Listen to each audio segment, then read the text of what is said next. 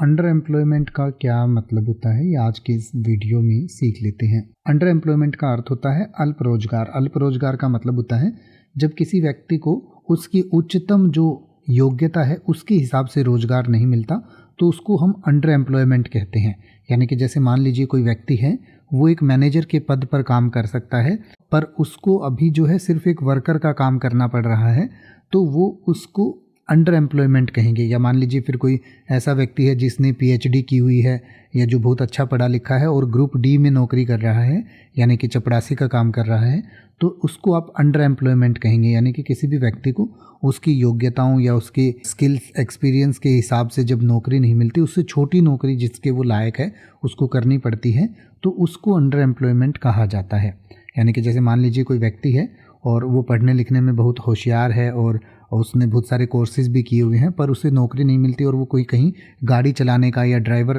का काम करता है, तो उसको आप एक अंडर एम्प्लॉयमेंट कहेंगे। यानी कि उसकी योग्यता के हिसाब से, उसके स्किल्स के हिसाब से, उसके गुणों के हिसाब से, या उसने जो पढ़ाई लिखाई की है उसके हिसाब से उसको उससे कम नौकरी जब मिलती है या छोटी नौकरी जब मिलती है तो उसको अंडर एम्प्लॉयमेंट कहा जाता है। जैसे कि अगर आप ये कहें कि कई स्नातकों को अपने क्षेत्र में उपलब्ध नौकरियों की कमी के कारण अल्प रोजगारी का सामना करना पड़ता है, तो आप कह सकते हैं many graduates face underemployment due to lack of available jobs in their field. या अगर आप ये कहना चाहें कि इस रिपोर्ट में इस बात पर प्रकाश डाला गया है कि अर्थव्यवस्था में अल्प रोजगारी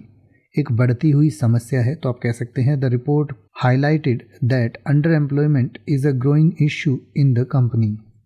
अब आप किसी भी वर्ड का मतलब हिंदी और इंग्लिश में YouTube पर सर्च कर सकते हैं, आपको मेरी वीडियो मिल जाएगी जिसमें आप बिना किसी फालतू बकवास के सीधा उस वर्ड का मतलब समझ पाएंगे। तो ऐसी ही वीडियोस को देखते रहने के लिए चैनल को सब्सक्राइब करें और बेल आइकन को प्रेस करें।